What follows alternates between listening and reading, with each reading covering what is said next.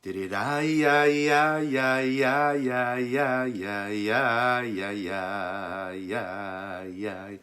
Ta-da-da-da-da, ay, ay, ay, ay, ay, ay, ay. Ay, ay, ay, ay, ay, ay, ay, ay, ay, ay, ay, ay, ay. Ta-da-da-da-da, ay, ay, ay, ay, ay, ay, ay. Ay, ay, ay, ay, ay, ay, ay, ay, ay, ay, ay, ay, ay. Ta da da da da da da, ay, ay, ay, ay, ay. Ay, ay, ay, ay, ay, ay, ay, ay, ay, ay. Ta da da da da, ay, ay, ay, ay, ay, ay, ay, ay, ay. Ay, ay. Boker Tov, Boker Tov. Pardon, excusez-moi. Raphaël, Raphaël, un très très très grand Boker Tov. Boker Tov, Raphaël. Ay, ay, ay, ay, ay, ay, ay, ay, ay. Ay, ay, ay, ay, ay, ay, ay, ay, ay. Ay, ay, ay, ay, ay,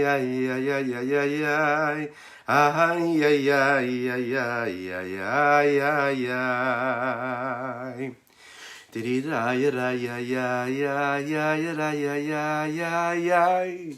Leilou Nishmat, Chaya Catherine Batester également.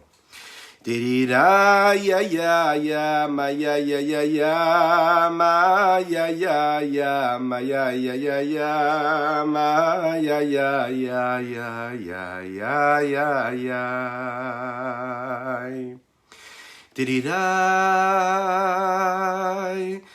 Tirirai ya ya ya ma ya ya ya ya ay ya ya ya ma ya ya ya ya ay, ay, ay, ay, ay, ay, oh, ay, ay, ay, ay, ay, ay, ay.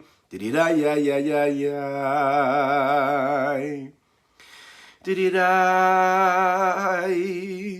Tiriray, ay, ay, ay, ay, ay, ay, ay. Ay, ay, ay, ay, ay, ay, ay, ay. Ay, ay, ay, ay, ay, ay, ay, ay, ay, ay, ay, ay, ay, da da da da da da dam.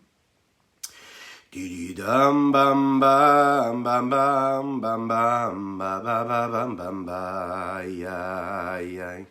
Da da da ya ya ya ya ya ya ya da ya. Didida ma ma ma ma ma ma ma ba ba dam bam ba ba bam. Die da die die die die die die die die die. Boker Tov les Koulam, bonjour, bonjour à toutes et à tous. On va commencer dans quelques instants notre Tania du jour. N'hésitez pas à partager, à liker, à commenter. Ça permettra d'inviter encore et encore plus de monde à ce live là tout de suite. Boker Tov, bonjour à toutes et à tous. Shalom, shalom, shalom.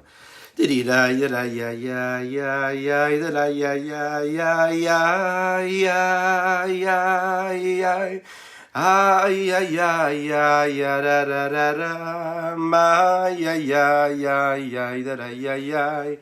Ay, ay, ay, ay, ay, ay, ay, ay, ay. Ay, ay, da, ay, ay, ay, ay, ay, da, ay, ay, ay, ay, ay, ay. Ay, ay, ay, da, da, ay, ay, ay, ay, ay, ay, ay, ay. Oh, boy, ay, ay, ay, ay, ay, ay, ay, ay. Da, da, da, ay, ay, ay, ay, ay, ay, ay, ay. Ay, ay, ay, ay, ay, ay, ay, ay. Ay, ay, ay, ay, ay.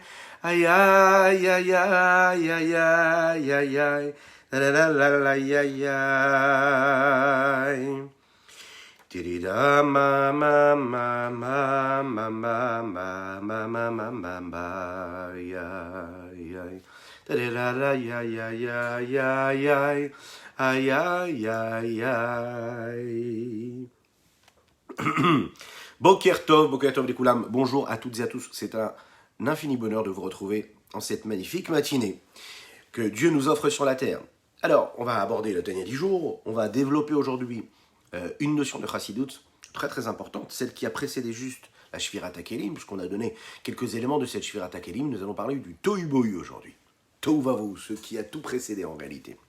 Je vous rappelle que ce shiur-là est donc pour les Ilun Nishmat Mordechai ben Eliyahu, ainsi que pour la Refoua Shelema de Tinok, un petit nourrisson. On va prier pour lui, pour qu'il y ait une Refoua Shelema totale. Dites Amen, écrivez Amen, pensez Amen, faites des Teilim pour toutes ces personnes qui en ont besoin. Tinok ben Yehosheva Ariela. Tinok ben Yehosheva Ariela. Que de Jbochou lui envoie une Refoua Shelema. Nous l'avons dit, les Ilun Nishmat Mordechai ben Eliyahu, que ce soit pour le mérite de son âme et que son mérite soit présent pour ses enfants, qui leur donne de la force pour qu'ils puissent avancer dans la Torah et les mitzvot, être heureux, se marier Bezrat Hashem très rapidement, toujours dans la joie. Les Ilun Nishmat, toutes les personnes à qui vous pensez vous, ainsi que la guérison totale du Ham Israël et la venue de Mashiach, Tzidkenu, Bekarov, Mamash, c'est-à-dire tout de suite, now, now, now. On parle toujours du tzaddik. La différence qu'il y a entre un tzaddik qui est sur terre et un tzaddik qui monte chez Akadosh Baruch Hu et qui quitte cette enveloppe corporelle, son corps.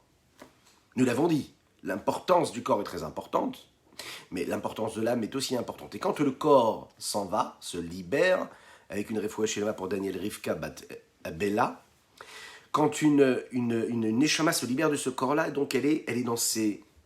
Elle se libère de ses chaînes, elle se libère de ses limites de ce corps. Ce tzaddik-là, donc en réalité, quand il est dans ce monde-là, quand il vit sur cette terre-là, lui vivait grâce et par trois éléments très très forts que nous devons, nous aussi, travailler tous les jours de notre existence pour nous en imprégner. La Emouna, la Ahava et la Ira. La Emouna, c'est la foi en Dieu, une foi indéfectible, sans aucune question remise en question. La Emouna, croire, avoir la foi parce qu'on a la foi en Dieu. Il y a le niveau de Ira, de crainte, craindre Dieu, parce qu'il faut craindre Dieu, parce qu'on le craint. Ahava, aimer Dieu. Ce tzaddik, quand il vit sur terre, lui, il vit avec ces trois éléments-là. Ils sont là en face de lui, lorsqu'il se lève, lorsqu'il se couche, tout au long de sa vie, de son existence. Et ces trois éléments-là, il les vit dans un réceptacle, c'est-à-dire dans un corps avec des outils matériels, grossiers, ceux du corps, ceux des outils qui nous sont offerts par ce monde et en ce monde-là. Il les vit dans un endroit matériel, dans un monde matériel, et à ce moment-là, son âme est totalement en lien avec son corps. Tous ces élèves ne reçoivent en réalité uniquement l'émanation et la lumière et le rayonnement qui provient de ces mitzvot, qui peuvent être accomplis dans ce monde matériel, réellement, mais qui émanent de ce lien qu'il y a entre l'âme et le corps. Donc le rayonnement qu'un tzaddik peut donner, peut offrir, et ce rayonnement-là qui émane de ce qu'il est lui, au travers de tous ses élèves, de toutes ces personnes qui sont attachées à lui, c'est un rayonnement qui est limité par ce lien qu'il y a entre l'âme et le corps, puisqu'il vit dans ce monde matériel. Comment ? Sa parole, ses pensées, qui sont saintes, qui sont saines et qui sont pures. Mais ça reste seulement un rayonnement. Ça ne reste pas celui qu'il est lui.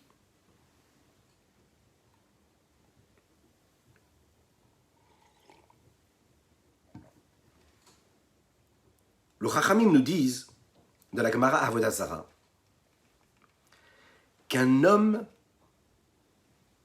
n'a pas... Alors je vais répondre à une question qui a été posée. La Neshama, elle se retrouve auprès d'Akadosh Baruch Hu, à différents niveaux. Il y a un processus d'évolution pendant toute la première année. Et ensuite, plus elle évolue, plus ses actions qui ont été commises pendant cette vie-là, sur cette terre-là, va avoir une influence, va avoir une évolution également par rapport à ce qu'elle a laissé, que ce soit des enfants matériels ou spirituels. Nous l'avons dit, les mitzvot qu'une personne a pu accomplir pendant toute son existence ont une influence et vont influencer pendant toute son existence. Mais aussi après. Ça a un impact sur chaque personne qui a été influencée par cette personne-là. Elle se trouve en tout cas auprès d'Akadosh Baruch Hu, auprès de Dieu. Quand le tzaddik quitte cette terre-là, en réalité, ce qui va se passer, cette âme-là qui va quitter ce corps-là, qui, elle, a été enterrée, va monter au Gan Eden. Et ces trois éléments-là, de la foi, de la crainte et de l'amour d'Akadosh Baruch Hu, qui sont en réalité limités par la pensée, la parole, l'action de l'homme, du tzaddik, de son corps, eux, quand ils vont monter, qui vont se détacher de cette matérialité pour monter jusqu'au Gan Eden avec cette Neshama-là, qui est un endroit qui est, lui, spirituel, au-delà de toute limite, alors à ce moment-là, qu'est-ce qui va se passer? Son influence va imprégner, va entourer, va englober tout cet espace qui est en dehors des limites. Donc, il va transcender les limites de ce monde-là matériel. C'est la raison pour laquelle chaque personne qui est proche d'un tzaddik peut recevoir, même après qu'il ait quitté ce monde-là, et reçoit une petite partie de cet esprit qu'il y a dans le Gan Eden avec ce tzaddik-là, un peu de ce souffle-là, une partie de l'essentiel même, et non pas seulement juste un rayonnement de ce que lui il est, de ce qu'il a laissé sur terre, mais quelque chose de très grand, de très puissant. Il laisse à ceux qui sont attachés à lui, qui étudient, qui apprennent ses enseignements, à ce tzaddik-là, une influence qui est au-delà des limites. C'est-à-dire que le tzaddik, là, quand il est dans ce Gan Eden, près d'Akadosh Baruch Hu, et on imagine il a un niveau qui est phénoménal, ce tzaddik-là, il va nous donner beaucoup plus que quand il était sur terre. Parce que quand il était sur terre, sa parole, ses pensées et son action dépendaient uniquement du niveau de son corps. C'est-à-dire quoi, du niveau de son corps? Eh bien, de son enveloppe corporelle, puisque tout dépendait de son corps, puisque son âme était dans son corps. Dès l'instant, il va quitter ce corps, donc il quitte ses limites. Et donc, sur cette terre, on recevait son rayonnement. Là, on ne va plus recevoir son rayonnement. Là, on va recevoir quelque chose de très fort, de très puissant. On va recevoir ce dont il est capable de prendre et de saisir et de ressentir dans le Gan Eden.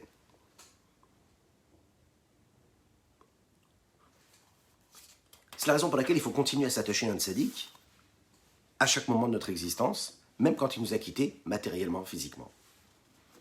Pourquoi? Parce que cet esprit-là, ce souffle du tzaddik, lorsqu'il monte chez Akadosh Baruch Hu, n'est pas posé dans un réceptacle et ne se retrouve pas dans un endroit matériel comme quand elle était sur Terre. Il est dans le Gan Eden, et le Gan Eden, c'est une idée spirituelle. Ça n'a pas de limite matérielle. On dit aussi que les Chachamim nous précisent, ils disent que Yaakov Avinu est entré avec lui au Gan Eden. C'est-à-dire que quand Yitzhak est rentré pour recevoir les brachot, il a pris.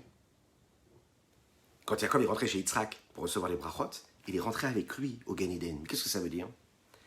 C'est-à-dire que ce Gan Eden-là, cette idée-là du Gan Eden, c'est un endroit, un espace qui, au-delà de l'espace et du temps, celui que nous connaissons et d'où nous dépendons, mais dans cet espace-là de temps et de limites, il peut y avoir une dimension qui est au-delà des limites, qui s'appelle le Gan Eden.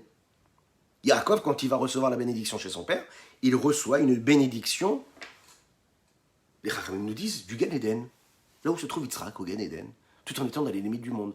Il est dans cette autre dimension qui n'est pas les limites du monde. C'est ainsi qu'il est écrit également dans des sépharim de Kabbalah, qu'il y a un souffle, une atmosphère, une oxygène de l'air qui provient du Gan Eden, qui entoure l'homme. Cet air-là qui est là, cet oxygène qui est autour de l'homme, laisse une trace est imprégné et influence, et aussi influencé également, par les pensées, par la parole et l'action d'un homme sur terre quand il vit. Quand il étudie la Torah, quand il sert Dieu, et malheureusement, quand l'homme fait l'inverse, c'est-à-dire quand l'homme a une mauvaise pensée, qu'à Dieu ne plaise, quand il pense à quelque chose de négatif, qui est l'inverse de la Kedusha, de la sainteté, quand il dit un mot qui ne correspond pas à la sainteté, quand il fait une action qui ne correspond pas à la sainteté, à ce moment-là aussi il se détache et il fait l'inverse. Il est en train, dans le fait, de laisser une trace à l'inverse du Gan Eden, qui est en réalité le Guinom, qui lui aussi entoure l'homme. Donc chaque pensée, chaque parole et chaque action que nous avons se nourrit ce petit cercle-là d'air et d'oxygène qui nous entoure et qui en fait est influencé et influence chacune de nos pensées, de nos paroles et de nos actions. Laisse une trace. Il n'y a rien comme ça d'insignifiant. On peut se dire, voilà, bon, c'est pas grave si je fais telle ou telle chose, après je ferai mieux. Oui. Non, il faut savoir que chaque pensée, chaque parole et action ça laisse une trace. Et comme dans tout élément, quand on laisse une trace, c'est pas si facile que ça d'enlever, de retirer une trace. Il faut pouvoir le faire. Qu'est-ce qui nous permet de le faire?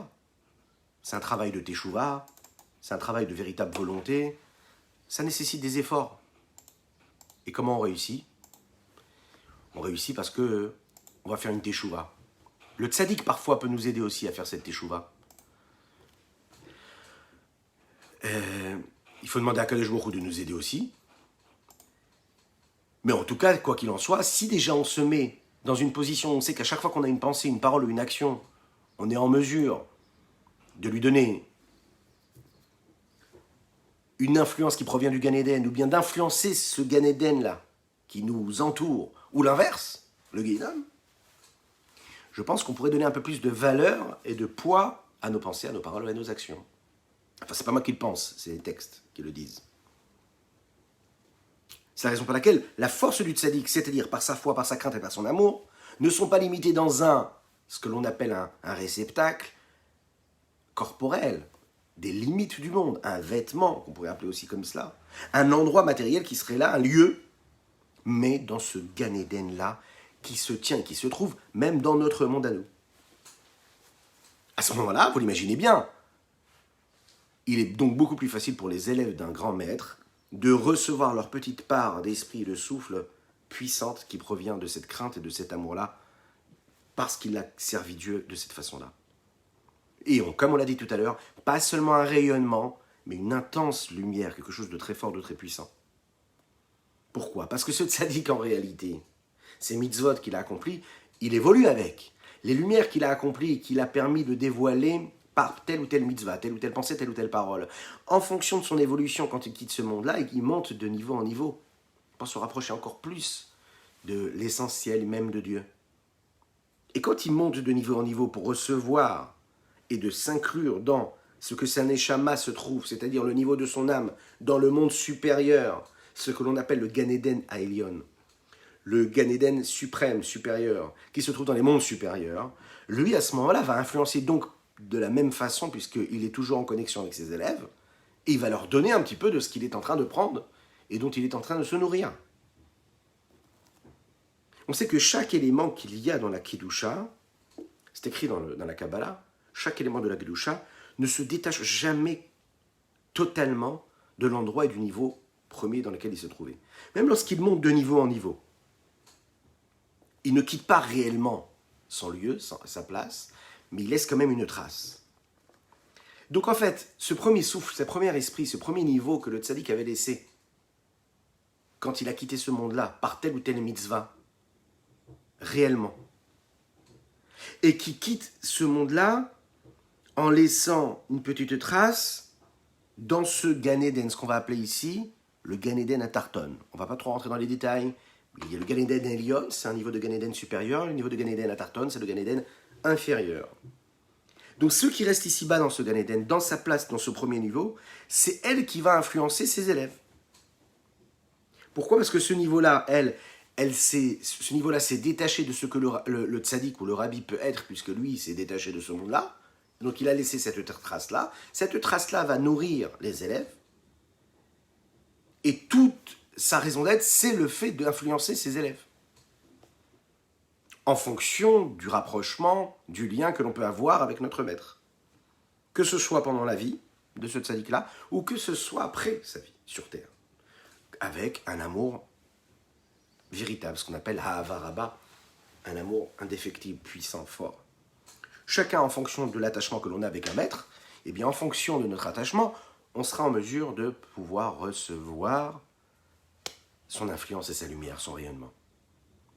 Pourquoi? Parce qu'il faut savoir, ici le Admor HaZaken, le Rabbi Shneur Zalman de Liadi, nous donne quand même un élément, et il nous dit, sachez une chose, si vous voulez recevoir un rayonnement qui provient d'un tzaddik, c'est-à-dire, on allume une petite bougie, ou bien on prend un sefer, un livre, et on étudie un texte qui provient d'un grand tzaddik, et on veut être béni par ce tzaddik, il nous reste juste une chose à faire. Pensez très très très fort à la vie, s'attacher à ses enseignements, mais surtout l'aimer avec un amour puissant, fort. Plus l'amour sera grand, et plus les attributs, les vertus de ce tzaddik-là pourront avoir une influence sur notre personne et sur la bracha qu'on est en train de demander. Plus on est connecté, et plus on reçoit la bénédiction. C'est la raison pour laquelle vous avez des êtres qui, quand ils font appel à des tzadikim, ils voient, ils ressentent des réponses. Et pourquoi est-ce qu'ils ressentent ces réponses-là? Vous savez pourquoi? Parce que leur attachement, leur amour, il est tellement fort, ils ont un amour simple qu'un homme même très très très évolué, très réfléchi, à un niveau intellectuel beaucoup plus grand que cette personne a priori simple, mais qui par son amour intègre, véritable, total, profond qu'elle a pour le tzaddik, elle est en mesure de faire descendre. Pourquoi? Parce qu'elle est intègre. Parce que l'amour qu'il y a est véridique, il est profond, viscéral, intrinsèque, essentiel. Donc, cet amour-là fait appel à cette neshama-là de ce tzaddik qui a quitté ce monde-là. Et donc, automatiquement, qu'est-ce qui se passe? Son existence de tous les jours est influencée par ce tzaddik-là. Il va voir des choses qu'un autre ne va pas voir. Il va voir la présence du tzaddik, ou la présence de la personne qui nous a quittés, il va la voir beaucoup plus qu'un autre. Il va la voir dans ses actes, dans ses pensées, dans ses actions, dans ses choix de vie. Il va dire, mais c'est pas possible, quelle providence, oh là là, j'étais ici, puis j'ai entendu, et puis j'ai vu, et puis j'ai... Il va voir ce qu'un autre ne va pas voir. Parce que cet amour-là va nourrir réellement, et par cet amour-là, il va pouvoir être influencé par ce rayonnement, qui a pris une force énorme après que ce tzaddik-là ait quitté ce monde-là. C'est le même principe que l'on retrouve dans la Hashgacha Pratit. La Hashgacha Pratit, c'est croire et voir la providence divine dans tout. Comprendre que c'est Dieu qui est partout, à travers chaque chose qui nous arrive, chaque moment d'existence dans notre journée, c'est Dieu qui dirige. Ok. Maintenant, une fois que ça s'est dit, ça peut rester un principe comme ça, qui est global, et puis on n'y pense plus. On va au travail, on se lève, on reste dans un confinement, on s'occupe de notre vie. Mais parfois, on oublie complètement cette idée-là, que tout dépend de Dieu, que Dieu est partout, que Dieu est derrière chaque élément. Oui, on l'oublie. Et vous avez des personnes qui sont capables de voir ça. C'est-à-dire qu'ils recherchent à chaque moment de leur existence comment Dieu est derrière ce qui se passe. Comment Dieu est derrière ce que je suis en train de vivre, ressentir. Et bien là, vous allez voir qu'ils se lèvent le matin, ils ont toujours des histoires de Hashgacha Pratit à vous raconter. Ils ont toujours des histoires de providence à vous raconter. Ils vont dire, tu t'imagines, j'étais là, puis j'ai rencontré, lui il m'a dit ça, et puis j'ai ouvert le livre. Et à ce moment-là, le sujet parlait de cette chose-là dont j'avais pensé, et je me suis posé la question le jour d'avant, et puis j'ai eu la réponse après, et puis je cherchais telle personne, et puis elle m'a dit ça, et j'y pensais. Elle voit Dieu partout. Mais vous savez pourquoi elle voit Dieu? Mais parce qu'elle cherche Dieu partout. Une personne qui a cette foi, cette émouna, et qui voit la providence divine dans tout, eh bien, elle est nourrie par ça. Parce qu'elle fait appel à ces énergies-là, et ces énergies la nourrissent. Une personne qui décide de se détacher complètement, plus elle va s'en détacher, et plus moins elle va y croire. Si ce n'est de temps en temps où elle va dire, oui, c'est vrai, il y a la Hashgacha Pratit, il y a la providence. Autrement dit, c'est le même principe que l'on va avoir avec un tzaddik. Si je me mets dans cette condition d'amour et d'attachement avec ce tzaddik, j'étudie ses écrits, j'accomplis ses enseignements, je vis dans sa réalité, celle qu'il m'a donnée, qui m'a insufflé, eh bien, je suis influencé, non pas parce qu'il a laissé sur terre avant de quitter ce monde-là, mais parce qu'il est en train de dont il est en train de profiter et d'évoluer, et je suis influencé par ce niveau-là. C'est énorme, c'est exceptionnel. J'espère que vous êtes avec nous, continuez à l'être, en tout cas continuez à partager, c'est important. Ce cours-là, c'est le vôtre. Et donc, partagez, commentez, posez vos questions, j'essaye d'y répondre pendant le cours au maximum. N'hésitez pas aussi à inviter d'autres personnes, à partager sur vos groupes, à vous inscrire au WhatsApp pour ne rien rater. Je compte sur vous, sur les différents réseaux. Allez-y, que Dieu vous bénisse. Je rappelle que ces shiurim-là est pour la Refoua Shelema de Tinok, Ben Yehosheva Ariela, ainsi que pour Leilou Nishmat, Mordechai Ben Eliyahu. Voilà ce qu'on pouvait dire déjà sur cela. Maintenant, le Zohar nous dit quelque chose de très très très très joli. Pourquoi est-ce que quand j'aime un tzaddik, il a une influence sur moi? Le Zohar HaKadosh dit ici qu'en fait, l'esprit, le souffle qui provient du cœur, c'est-à-dire de la volonté profonde qu'il y a dans le cœur, attire et fait descendre un niveau de profondeur et d'esprit qui provient d'un niveau beaucoup plus haut. Je précise, quand je fais appel à la volonté intérieure qu'il y a dans mon corps, j'appelle quelque chose de beaucoup plus grand. La volonté profonde du cœur et l'amour qu'un élève peut avoir pour son maître va faire en sorte que cet amour-là va influencer, va irradier son existence, va créer un mouvement qui va dépendre du haut vers le bas. C'est-à-dire que le tzaddik, il va mettre en route quelque chose, si l'on peut dire ainsi, qu'il n'y avait pas avant. Mais il faut s'y préparer. Ce n'est pas comme ça, juste en y pensant. Il faut s'y préparer avec une préparation, le Rabbi Shneur Zalman nous le dit ici, avec une préparation véritable, avec une fatigue véritable. Oui, c'est-à-dire fatiguer, travailler dur, préparer son âme, avec non seulement une fatigue de l'âme, une fatigue de l'esprit, mais une fatigue du corps, une fatigue de la chair. Il faut que ça fasse mal. Si ça fait pas mal, eh bien le rendu ne sera pas aussi grand. C'est un petit peu comme un sportif, si l'on peut donner cet exemple-là. Si ça ne fait pas mal, quand est-ce que ça fait mal? On sait qu'il faut s'arrêter il faut continuer lors des entraînements. Lorsqu'il y a vraiment la véritable souffrance du muscle, c'est là qu'on lui dit continue, continue, continue. Et chaque jour, tant qu'il n'atteint pas cette souffrance, oui, eh ben on sait qu'il n'a pas évolué. Quand ça devient dur, quand ça devient difficile, quand j'ai pas envie, quand j'ai pas spécialement envie de m'attacher avec le tzaddik, quand j'ai pas spécialement envie d'étudier, quand j'ai pas spécialement envie de faire une belle tefila, quand je n'ai pas spécialement envie de faire telle ou telle mitzvah, et que je me force à faire ça parce que je veux m'attacher avec un grand tzaddik qui m'a dit, tu sais, pour donner un sens à ta vie, il faut que tu fasses telle ou telle chose, tu étudies tel ou tel texte. Oui. Et quand tu vas te fatiguer, tu vas pouvoir t'attacher avec moi. Alors à ce moment-là, oui, ça met en mouvement d'infinies bénédictions. Mais il faut que ça dépende d'une fatigue, d'un effort particulier. Pas juste comme ça. C'est intéressant de voir comment on emploie ces mots-là. Une fatigue véritable, profonde du corps, de la chair et de l'esprit, de l'âme. Afin de recevoir et d'accepter et de pouvoir s'en imprégner de ces trois niveaux-là. D'amour, de crainte et de foi. Et comme les Chachamim le disent, c'est un grand principe. Yagata ou matzata, ta'amin. Quand tu as cherché et tu as trouvé, on peut te croire. Qu'est-ce que ça veut dire? Vous connaissez ce principe-là? Yagati velo matzati, yagati velo matzati, yagati velo matzati al ta'amin. Si j'ai cherché et j'ai pas trouvé, ne le crois pas. Yagati ou matzati, yagati. Non, lo yagati ou matzati, j'ai pas cherché, j'ai trouvé. Al ta'amin, ne le crois pas. Yagati ou matzati, celui qui dit j'ai cherché et j'ai trouvé, ta'amin. Là, tu peux le croire. C'est très intéressant parce qu'on voit qu'en fait, la Gemara Megillah qui nous dit ces termes-là, on peut les dire d'une autre façon. Quelqu'un qui te dit il a cherché, il a trouvé, tu peux le croire. Mais là, le mot qui est employé par le Admorazek ici est très intéressant. Depuis tout à l'heure, nous parlons d'un élément de la Emouna.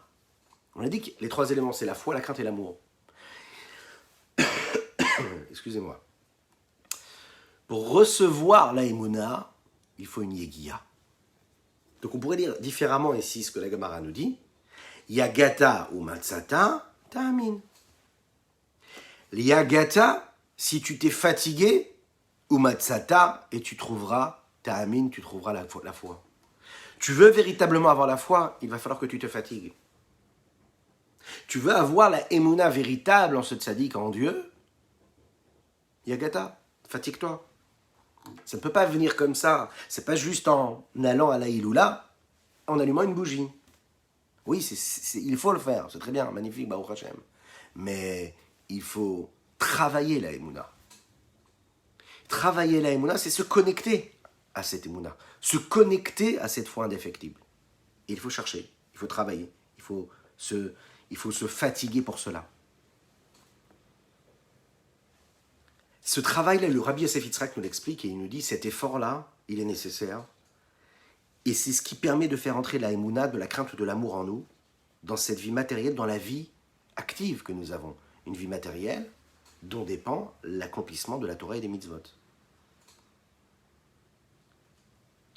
Yagata ou matzata, ça veut dire qu'en fait, tu vas pouvoir trouver encore plus que ce que tu as cherché. Pourquoi est-ce qu'on dit matzata? Quelle est la différence entre quelque chose qui est une metzia, quelque chose que j'ai trouvé, une trouvaille? Lorsque je cherche quelque chose, je crée un lien beaucoup plus grand avec la racine et la source même de ce que mon maître pouvait être avant.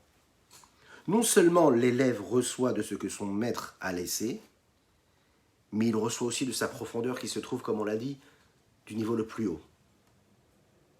Et c'est pour ça qu'on appelle ça une métia. Qu'est-ce que c'est une métia? Une métia, c'est que je marche dans la rue et je fais une trouvaille. Je trouve un trésor, un diamant. C'est pas quelque chose qui m'appartient. C'est que j'étais dans la rue et j'ai trouvé quelque chose. Je me promène dans le désert et je trouve un diamant. La joie, elle est véritable, elle est grande, elle est phénoménale. Je ne m'attendais pas du tout à la voir et je l'ai trouvée. A priori, quand on dit « quand tu cherches, tu trouveras », et on emploie le mot « metsia », trouver, c'est un petit peu contradictoire. En général, une trouvaille, on ne la cherche pas. Une trouvaille, c'est un élément qui s'impose à nous lorsque l'on fait telle ou telle chose. On est surpris par une trouvaille. Ce n'est pas un élément qu'on va chercher nous-mêmes. Autrement dit, quand on cherche quelque chose, on cherche quelque chose qu'on a envie de trouver nous, mais pas qui s'est présenté à nous, qui est devenu une trouvaille impromptue. De dire, Baruch haba, mon ami Yaakov, de dire Yagata ou Matsata, c'est un pléonasme, a priori. Donc en réalité, quand tu te fatigues, on te dit, les Chachamim te disent Matsata, tu auras une Metsia, tu auras cette trouvaille, on est en train de dire que tu vas retrouver beaucoup plus que tu n'as cherché. Vous avez compris un petit peu? Si ça peut être votre leitmotiv pour la journée, pour la semaine, ce serait génial. Lorsque l'on se fatigue pour quelque chose, on a la chance de pouvoir non seulement recevoir ce que l'on a cherché, mais on reçoit encore plus que l'on a cherché. Parce qu'on reçoit une metsia. On reçoit quelque chose qu'on n'était pas du tout à s'attendre à avoir et à recevoir, et là on va le recevoir. Et ça, c'est exceptionnel. Oui, c'est une promesse de Chachamim. Le Rabbi Yosef Yitzhak l'explique comme ça, il dit voilà, toi tu as cherché un lien avec un tzaddik. Tu voulais un lien avec une influence et un rayonnement qui provient de ce que lui il était, dans ce qu'il t'a donné lors de son vivant, qui dépendait du Gan Eden inférieur. Sache que si tu cherches et que tu vas l'aimer de ta chair, de tout ton corps, de toute ton âme, de tout ton esprit, de tout ton cœur, tu vas réveiller en fait cette trouvaille qui va te permettre de recevoir et de ressentir le niveau de rayonnement qu'il y a dans le Gan Eden supérieur dans lequel le tzaddik lui se trouve. Et ça, c'est une trouvaille, parce que c'est quelque chose que tu n'aurais jamais pu atteindre et recevoir. Mais parce que tu as fait ce travail-là de recherche, alors on va te le donner. On va te le donner et il sera là pour toi. Et ça, c'est quelque chose d'infini. Ce niveau que tu vas atteindre, il est très très très très élevé. Donc il faut se fatiguer et faire des efforts pour arriver à cela. Que Dieu fasse en sorte qu'on puisse mériter nous aussi cela, en s'attachant à ce que les tzadikim nous donnent et nous apportent par le mérite de tous ces tzadikim-là. On va maintenant aborder, puisqu'on a été au bout de ce tania du jour, un sujet qui a précédé la Shvirat HaKelim. C'est un sujet de base dans la Kabbalah, dans la Chassidut, et qui nous permet de faire un petit peu, de mettre au clair un peu tous ces principes-là qu'on aborde et qu'on emploie, les termes de Chassidut, de Kabbalah. Qu'est-ce que ça veut dire? La brisure des vases, nous l'avons vu plus ou moins. On va essayer de voir ce qui a précédé cela. La première étape, le Tohu Vavohu, le Tohu Bohu. Vous allez voir, c'est magnifique et c'est intéressant. Et Bezrat Hashem, on essaiera de terminer maintenant tous les jours avec une petite halakha.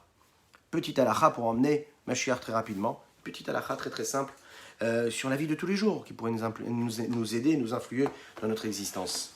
Je vous rappelle que ce shiur-là est pour la Refoua Shelema de Mordechai ben Eliyahu ainsi que la Refoua Shelema de Tinok ben Yehoshivari là. Qu'Hachem fasse qu'il leur envoie tout ce dont ils ont besoin, une Refoua Shelema et un Leilou Nishmat pour Mordechai ben Eliyahu. Qu'Akadosh Baruch Hu fasse que tous les mots que nous puissions dire là maintenant soient influencés par la bonne direction et soient imprégnés de vérité, de sincérité et de sainteté. Voilà. Ceci étant dit, je compte sur vous pour partager, que ce soit en live maintenant tout de suite sur les différents réseaux, mais également en replay. N'hésitez pas à vous inscrire sur le WhatsApp et invitez vos amis.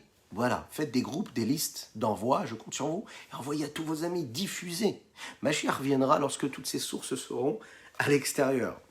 Un grand chazak d'ailleurs à tous ceux qui font, c'est-à-dire de diffuser les sources par tous les moyens. Chazak à chacun et chacune d'entre vous, que Dieu vous bénisse. L'chaim, l'chaim.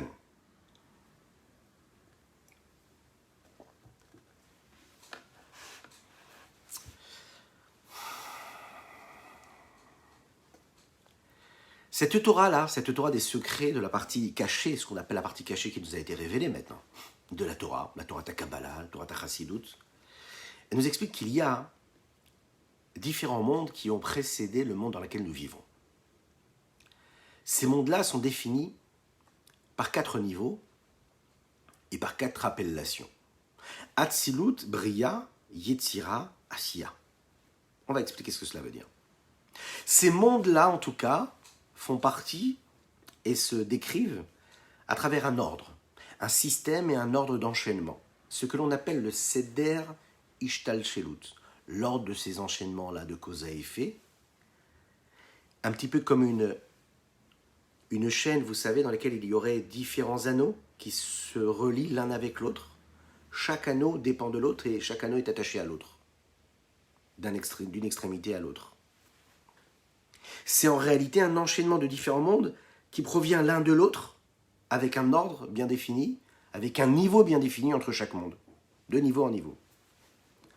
Le Harizal, le Rabbi Yitzhak Luria, le grand Mekoubal, nous a dévoilé ce principe-là et nous dit que ce Seder HaIshtalshelut, cet ordre d'enchaînement des mondes, est appelé le monde dans lequel nous vivons et dont nous dépendons surtout, ce que l'on appelle le Olam HaTikkun, le monde des réparations. Mais, bien au-dessus de ce monde-là, au-dessus de tous ces mondes-là, il y a ce qu'on appelle un monde spirituel. Le monde qui dépend du Seder Ishtalshelut, le monde du Tikkun, c'est le monde dans lequel nous vivons. C'est un monde qui s'inscrit dans la connexion du matériel avec le spirituel, du profane avec ce qu'il ne l'est pas, à savoir la pureté, la sainteté, du permis et de l'interdit. Mais avant cela, il y a ce que l'on appelle le monde spirituel qui est appelé le Olam HaTohu, le monde du Tohu. Le monde du Tohu, tout est mélangé. Il n'y a pas de principe, il n'y a pas de hiérarchie, il n'y a pas de base et d'influence. Tout est mélangé, tout est au même niveau. Tout cela est mis en allusion dans un verset, un des premiers versets de la Torah, qui dit comme ça, quand le monde a été créé, « Ve'haaretz haïta tohu vavohu » et la terre était tohu vavohu, toute mélangée, tohu bohu. Parce que dans ce monde-là, en réalité, dans lequel nous vivons, et qui a précédé cette création-là, il y avait ce que l'on appelle une destruction subie par ce que l'on a appelé et qu'on a abordé dernièrement, ce que l'on appelle la Shvirat HaKelim, cette brisure des vases. Les réceptacles n'ont pas pu supporter l'intensité de l'émanation de la lumière, de la présence et de l'évidence de Dieu sur terre. Précisément, la notion de Keter, on va donner comme ça des termes, n'ayez pas peur, petit à petit on développera avec l'aide d'Hachem ces termes-là. Ce qu'on appelle le Keter, un petit peu comme la couronne, comme son nom l'indique, c'est ce qu'on appelle en réalité ce qui est au-dessus de tout, ce qui est au-dessus de la tête. Et on le verra, la définition et l'explication de tous ces mondes-là différents, qui sont donnés par la Chassidoute et la Kabbalah, décrivent souvent la forme d'un être. La tête, les membres du corps, le haut, le bas, le cœur, l'esprit, et puis ce qu'il y a au-dessus de la tête, à savoir le Keter. Maintenant, dans le Keter, il y a 2 parties. Quand une couronne est posée sur la tête d'un roi, cette couronne que nous avons tous posée, vous savez, cette couronne, chaque juif a une couronne sur lui. Mais n'importe qui. Nous ne sommes pas n'importe qui. Et donc, on ne doit pas dire n'importe quoi, penser n'importe quoi et faire n'importe quoi. Eh oui. Ce Keter-là qui est posé a une partie inférieure et supérieure, une partie extérieure et intérieure. La partie extérieure, c'est celle que l'on voit, la partie intérieure, c'est celle qui touche la tête. La partie profonde, la partie superficielle, c'est ce qui paraît le plus beau, celle où il y a des diamants qui sont visibles, mais la partie intérieure et profonde, c'est celle qui ne touche pas l'extérieur, mais qui touche l'intérieur. Donc il y a une connexion avec la tête. Ce Keter-là dont nous parlons est appelé dans les termes de la Chassidoute et de la Kabbalah, Arich Anpin. On développera. Arich Anpin, c'est qu'il y a du côté intérieur, c'est-à-dire la partie qui touche la tête, on va dire, de cette couronne. Il est appelé Olam HaTohu. À l'inverse d'un autre monde, par exemple le monde de Hatzilut, le monde de tous les possibles, le monde qui va créer la possibilité de, c'est-à-dire on est dans l'infini et on va donner la possibilité à des mondes d'exister dans des limites, préétablies, voulues par Dieu. Ce monde d'Hatzilut-là qui va créer cette connexion avec l'infini et le monde des limites, ici-bas, lui est appelé le monde de la réparation. Olam HaTikkun, ce monde-là dans lequel nous allons vivre, nous. Il est totalement différent, le monde du Tohu, du monde de Tikkun, pardon. Comment? Parce que dans le monde de Tohu, il y a énormément de lumière. Beaucoup de lumière, intense. Mais il y a un problème, c'est que les réceptacles pour recevoir ces lumières sont très diminués, quantitativement et qualitativement. Il n'y a pas beaucoup de réceptacles. Ils sont trop petits. Et il n'y en a pas beaucoup. Par contre, dans le monde du Tikkun, qui est le monde d'Atsilut, c'est-à-dire le monde dont nous dépendons, nous, chacun et chacune d'entre nous, mais oui, on s'accroche, vous allez voir, c'est très facile. Enfin, en tout cas, c'est magnifique. Pas facile, mais c'est l'essentiel même. Concentrez-vous. Le monde du Tikkun, lui, c'est l'inverse. Il a beaucoup de réceptacles, mais il n'a pas beaucoup de lumière. Donc, dans le monde de Tohu, il y a beaucoup de lumière et peu de réceptacles.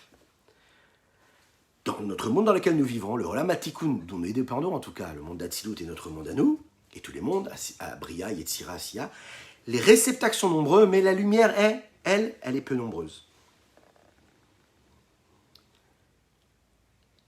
C'est la raison pour laquelle, étant donné qu'il n'y avait pas de réceptacle dans le monde de Tohu, l'intensité de la lumière était beaucoup plus forte. Elle était très forte. Étant donné que les réceptacles qu'il y a dans le monde du Tohu sont peu nombreuses, mais que les lumières sont nombreuses, ils ne pouvaient pas recevoir cette innombrable lumière, ces innombrables lumières et énergies qui étaient influencées par Dieu. C'est la raison pour laquelle, nous l'avons expliqué, les vases se sont brisés complètement. Ces petits tessons, ces petits morceaux sont tombés ici bas, et cette lumière-là est remontée vers le haut. Elle n'a seulement laissé qu'une petite trace. Cette puissance-là, de ces séphirotes-là qu'il y avait dans le monde de Tohu qui a précédé le monde de Tikkun, ça n'est pas ce que l'on appelle quelque chose, une existence indépendante. Non, c'est juste un impact, une influence, mais qui n'a pas d'indépendance. C'est juste une conséquence de ce qu'on appelle l'expression même de la présence divine. On va voir ce que ça veut dire. Comprenons déjà ce que ça veut dire. Un trop-plein de lumière, beaucoup de lumière, et comprenons ce que ça veut dire, et on terminera avec ce principe pour aujourd'hui. Baruch haba mon ami Aaron, c'est un plaisir de te voir. Et Bezrat Hashem, ne lâchez rien, parce que demain, on continuera la suite. Et c'est très intéressant. Beaucoup de lumière, peu de réceptacles. Et dans les réceptacles, on verra qu'il y a différents réceptacles. Il y a ceux qui sont grands et ceux qui sont petits. Lorsqu'il y a beaucoup de lumière dans le monde de Tohu, cela s'exprime de cette façon-là. Ça ne veut pas dire que la lumière et que la différence qu'il y a entre eux, c'est qu'il y a beaucoup et peu. Ce n'est pas seulement une question de quantité. C'est juste qu'en réalité, la nature, ce dont est constituée cette lumière-là, n'est pas le même. Les éléments qui constituent la lumière ne sont pas les mêmes. Et c'est la raison pour laquelle on va les appeler trop ou peu. Pas assez ou plus. C'est juste qu'ils s'expriment différemment. Les lumières de Tohu sont des lumières qui sont très élevées, des énergies qui sont très fortes, mais pas seulement parce qu'elles sont fortes comme une lumière qui serait plus forte qu'une autre, mais parce qu'elles sont à l'intérieur d'elles-mêmes, dans leur compression, dans leur condensation, beaucoup plus puissantes. Des lumières et des niveaux d'intensité, de compression qui sont très loin des lumières que l'on pourrait retrouver dans le monde du Tikkun. On n'est pas du tout dans la même famille en fait, en réalité. C'est pas du tout la même chose. On appelle ça des lumières parce qu'il s'agit d'émanations, de rayonnement, d'influence, de projection. Voilà pourquoi on appelle ça des lumières. Mais l'entité même de lumière n'est pas la même dans le monde du Tikkun, dans le monde de Tohu. Prenons par exemple la lumière que l'on connaît, la lumière de la lune et la lumière du soleil. Et on terminera avec ce principe-là. La lumière qui provient du soleil, qui a été créée par Dieu, et la lumière de la lune qui a été créée par Dieu également. Dans les termes de Maor HaGadol, Maor HaKatan. Maor HaGadol pour le jour, ou Maor HaKatan pour la nuit. Le grand luminaire et le petit luminaire. Le grand luminaire pour la journée, le soleil, et le petit luminaire qui a été créé par Dieu, c'est la lune. On imagine bien donc en fait que la lumière qui provient du soleil, c'est une lumière qui est beaucoup plus grande, sans commune mesure avec la lumière qu'il y a à la Lune. Pourtant, il s'agit de la même lumière. Et là, on ne nous a pas parlé de petite lumière ou de grande lumière. On a parlé du luminaire qui serait grand ou qui serait petit. Qu'est-ce que cela veut dire?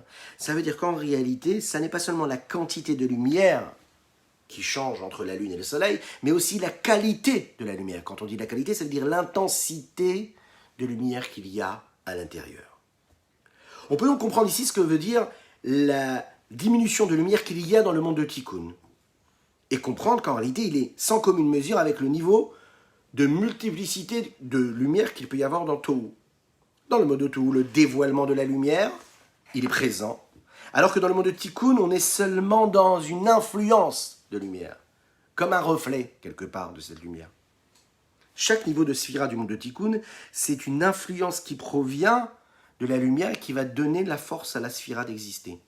Dans le monde de Tohu, et on a dit le monde de Tohu qui vient du Keter, de cette couronne qui est avant même ce système d'ordre d'enchaînement et de création des différents mondes, lui, on est dans l'essentiel même de la lumière. Il en ressort donc que la différence qu'il y a entre la multiplicité de lumière qu'il peut y avoir dans le monde de Tohu et la petite quantité de lumière qu'il peut y avoir dans Tikkun, c'est aussi quantitatif que qualitatif.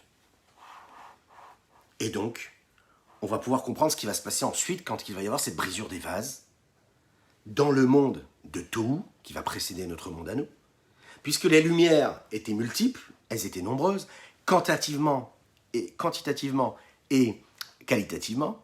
Donc le réceptacle ne pouvait pas supporter ces nombreuses lumières, et c'est la raison pour laquelle ces réceptacles vont donc se briser. On a donc ici l'interprétation et l'explication de ce que peut vouloir dire ici déjà la brisure de ces vases. La Gemara nous le dit. Il y a différentes sadikim qui sont rentrés pour recevoir et comprendre ce qui se passait là-bas. Ils n'ont pas pu le recevoir. Ils n'ont pas pu recevoir, ils n'ont pas pu accepter, ils n'ont pas pu supporter cette lumière-là. Quand la lumière est trop intense, quantitativement et qualitativement, il y a un problème avec le réceptacle. Le réceptacle ne peut pas supporter. Par contre, dans le monde du tikkun, dans le monde de la réparation, c'est l'inverse, on a dit. Les lumières sont peu nombreuses, mais par contre, les réceptacles sont nombreuses. Pourquoi? Parce qu'en fait, il y a ce que l'on appelle un goutte à goutte. C'est-à-dire qu'on va graduer et on va donner la quantité et la qualité véritable qui correspond entre les lumières et les réceptacles. Baruch haba mon ami Shmuel, c'est un plaisir de t'avoir parmi nous. On va donner la bonne quantité de lumière et la bonne quantité et la bonne qualité du réceptacle. Et ces deux-là, de façon à ce que la lumière puisse être accueillie dans ce réceptacle et reçue comme il fallait sans qu'il y ait cette brisure-là. Et on va voir Bezrat Hashem, la nature de ces réceptacles, ce dont ils sont constitués et comment ils en sont constitués. Voilà ce qu'on pouvait dire aujourd'hui déjà sur ce premier principe-là. On abordera Bezrat Hashem à notre prochain épisode, la suite de ce sujet-là. J'aimerais terminer aujourd'hui, et on essaiera de faire ça comme ça tous les jours, une petite halakha, toute petite, pour notre journée, qui correspond un petit peu. Alors aujourd'hui, vous savez, on va parler un petit peu de notre façon d'être. Comment est-ce qu'on doit se comporter, comment on doit se tenir. De quelle façon un homme il doit marcher. Donc c'est la halakha du jour. De quelle façon un homme doit marcher? L'homme doit toujours marcher en ayant la tête courbée vers le bas. Jamais avoir le cou vers le haut et la tête vers le haut, vers le ciel. Il faut toujours avoir la tête et la figure vers le bas, mais le cœur toujours vers le haut, l'esprit vers le haut, mais la tête vers le bas. Même lorsque l'on marche 3 ou 4 pas, la halakha nous dit, il faut faire attention à ça, de ne pas se pavaner, monter la tête vers le haut. C'est interdit. D'ailleurs, on dit celui qui se comporte de cette façon, qui marche de cette façon-là, il repousse la shrina. La shrina, elle rayonne et elle réside lorsque l'on se comporte avec humilité, en ayant les yeux vers le bas, la tête vers le bas. Pourquoi? Il est dit comme ça dans le texte, Melo kol haaretz kevodo. Dieu remplit la terre de son kavod, de son honneur. Et puis lorsque l'on monte et qu'on élève la tête vers le haut et qu'on marche la tête vers le haut, quelque part on lui prend un petit peu sa place. Donc il faut courber la tête. Alors attention, pas trop bas. Il faut courber, que ce soit de façon à ce qu'on puisse voir nos pieds. Afin de pouvoir voir nos pieds, de ne pas trébucher. pas trop non plus, de manière intermédiaire, normale, afin qu'il puisse voir les personnes qui passent en face de lui, et sans avoir besoin de lever ses yeux. Voilà, vous l'avez compris, c'était la petite halakha. Akadosh Baruch Hu vous donne beaucoup de joie, beaucoup de bonheur. Il vous influence, il vous inonde de bénédictions, de brachot, que ce soit pour vous, pour vos proches, que ce soit une infinie réussite matérielle et spirituelle qui vous libère de vos chaînes, de nos chaînes, confinementesques ou pas, qui nous donne de la bracha dans tout ce qu'on entreprend dans l'éducation des enfants et dans le shalom ba'it, que ceux qui puissent et qui doivent trouver un zivoug puissent le trouver tout de suite. Dites Amen, écrivez Amen, écrivez Amen, écrivez Amen. Et dites-le fort chez vous à la maison. Soyez heureux, passez une bonne journée. On se retrouve Bezrat Hashem ce soir avec force et conviction. Je vous rappelle que le shiur était pour la Refoua Shelema de Tinok Ben Yehosheva Ariela, ainsi que pour l'Ilui Nishmat Mordechai Ben Eliyahu.